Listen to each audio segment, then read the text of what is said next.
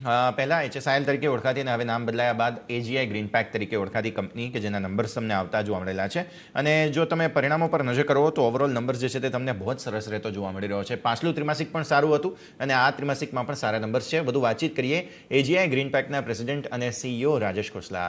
राजेश जी, सबसे पहले तो बहुत बहुत शुक्रिया आपका CNBC बाजार के साथ जुड़ने के लिए. Good morning. और नंबर्स हम देख रहे हैं बहुत बेहतरीन, एक के बाद एक. इससे पहले मई में भी हमने नंबर्स बढ़िया देखे थे और अब देख रहे हैं जुलाई में भी आप नंबर्स जो है वो बहुत बेहतरीन पोस्ट कर रहे हैं. शुरुआत यहीं से करते हैं सर, कैसे देख रहे हैं नंबर्स और क्या सपोर्ट मिला है इस बार फिर से? सर, कोविड के बाद काफी चीजें अच्छी हो गई हैं. कोविड के समय we had a very stressed one और कोविड खत्म होने के बाद सारी मार्केट्स पिक हुई हैं. उसके बाद कंज्यूमर की जो स्पेंडिंग है वो भी बढ़ी है. मार्केट्स थोड़ी सी बेटर होनी शुरू हुई हैं. तो जो हमारा डेल्टा आया है वो बहुत बढ़िया इसलिए डेल्टा आया है कि पहले इसी क्वार्टर में जो लास्ट ईयर था वो कोविड का असर था, लॉकडाउन का असर था, तो वो तो बैलेंस हो ही गया. उसके बाद कंज्यूमर की डिमांड भी बहुत पिक की है. एंड बिसाइड्स दैट हमने अपने ऑपरेशंस के ऊपर बहुत काम किया है, जिसके अंदर अपने को कॉस्ट रिडक्शन किया है, मार्केट को एक्सपेंड किया है, एक्सपोर्ट के ऊपर फोकस किया है. सो ये सब चीजें करके ये नंबर्स जो हैं बहुत ही बढ़िया नंबर्स आए हैं. एंड वी होप अभी आगे भी ऐसे ही रहेंगे एंड चल के अपना साल भी ठीक रहेगा. ठीक है सर, ये टैक्स बेनिफिट वगैरह की वजह से भी एक सपोर्ट जरूर आता हुआ दिखा है. सिनेरियो कैसा देख रहे हैं सर इन ट्रेंड लाइंस को? कोई रिवर्स टैक्स बेनिफिट्स जो हैं उनके रिवर्स होने के कोई चांसेस हैं यहाँ से? इनफैक्ट कंज्यूमर स्पेंडिंग इतनी स्ट्रांग है तो मुझे लगता नहीं है कि टैक्स के कोई भी इश्यूज को लेके इस स्पेंडिंग के ऊपर कोई ज्यादा फर्क पड़ेगा. बट ऐसा लगता है क्योंकि अभी जो इंडिया की इकोनॉमी है मेरे हिसाब से वर्ल्ड की जो बेस्ट इकोनॉमीज हैं उसके अंदर आ रही है. और अभी पीछे जो रिपोर्ट भी आई थी कि जहाँ पे कौन कौन सी एशियन इकोनॉमीज हैं जिनके ऊपर रिसेशन का असर आ सकता है और इंडिया का चांस उसमें जीरो था. और जब हम मार्केट के अंदर बैठे हैं, कंज्यूमर को देख रहे हैं, कस्टमर को देख रहे हैं, तो मुझे लगता है कि यस, हमारे ऊपर रिसेशन का फर्क नहीं आएगा. और जितना टैक्स का जहां तक बात है, मुझे ऐसा लगता है कि जितना ज्यादा टैक्स ठीक ठाक रहेगा, सरकार का कलेक्शन ठीक रहेगा, तो वो फाइनली आपके इंफ्रास्ट्रक्चर प्रोजेक्ट्स में आएगा और जो फाइनली आपके कंज्यूमर में और कस्टमर बिहेवियर में या उसकी कंजम्पशन में फिर दोबारा से इनडायरेक्टली असर डालेगा.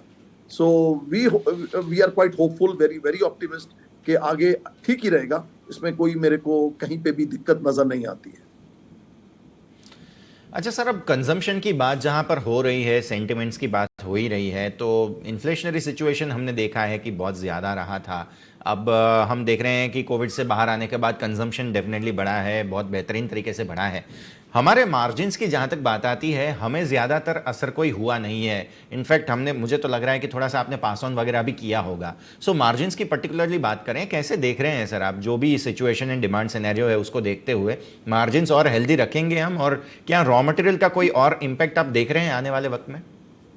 रॉ मटेरियल का बहुत बड़ा इम्पैक्ट आया है लास्ट एक साल के अंदर. अगर पर्टिकुलरली तो इसको दो पार्ट में डिवाइड कर देते हैं. एक तो अपना रॉ मटेरियल है, ओवरऑल इन्फ्लेशन के कारण बढ़ा है, और दूसरा फ्यूल प्राइसेस है. चाहे नेचुरल गैस ले लीजिए, फर्नेस ऑयल ले लीजिए, जिसके अंदर बहुत ज्यादा बढ़ोतरी आई है. फर्नेस ऑयल जो है वो भी करीब करीब 60-70% बढ़ गया है. नेचुरल गैस तो डबल से भी ज्यादा हो गई है, ट्रिपल हो गई है. ये सारी चीजें हैं. बट इन सब चीजों को देखते हुए हमारे जो कस्टमर हैं उनको हमने काफी हद तक अपना जो कॉस्ट है वो पास ऑन कर दिया है. तो जिसके कारण we are able to neutralise our effect. और आगे चल के मुझे ऐसा लगता है क्योंकि अभी शायद ये पीक आ गया है, रॉ मटेरियल के प्राइस भी थोड़े से डाइल्यूट होंगे और फ्यूल के प्राइस तो थोड़े थोड़े घट शुरू हुए हैं. मैं ये नहीं कहता कि घट गए हैं, बट थोड़ा डाउनवर्ड ट्रेंड है.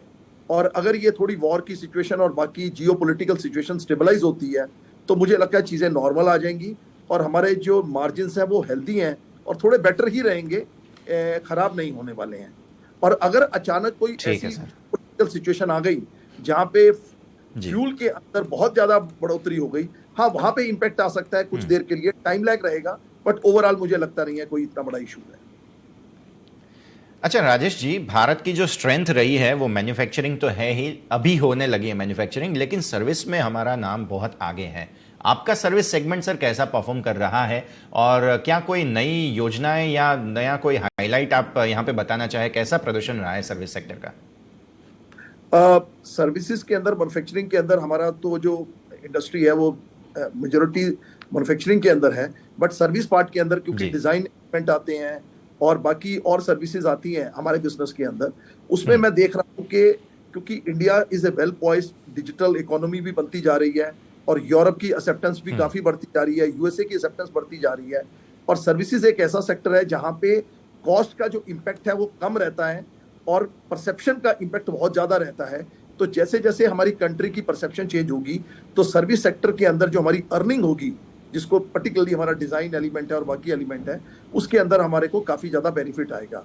अभी हमने लास्ट क्वार्टर में ही एक अपनी नया जो योजना है, जो कॉस्मेटिक ग्लास है, उसको पूरा किया है। अभी वो स्टेबलाइजेशन फेज में है, जिसके अंदर डिजाइन एलिमेंट बहुत बड़ा हिस्सा है। और अभी हम 3-4 बार यूरोप के एग्जीबिशन में भी हमने पार्टिसिपेट किया, तो हमें बहुत अच्छा रिस्पॉन्स मिला है। तो मुझे लगता है कि आगे चल के इसका हमारे टॉप लाइन और बॉटम लाइन दोनों में इसका असर आपको देखने को मिलेगा। डेफिनेटली सर, तो हम आशा करते हैं कि ऐसे ही बेहतरीन प्रदर्शन आप करते रहें और इन्वेस्टर्स को खुश करते रहें। सर बहुत बहुत शुक्रिया आपका हमारे साथ जुड़ने के लिए और ये सारी जानकारी देने के लिए।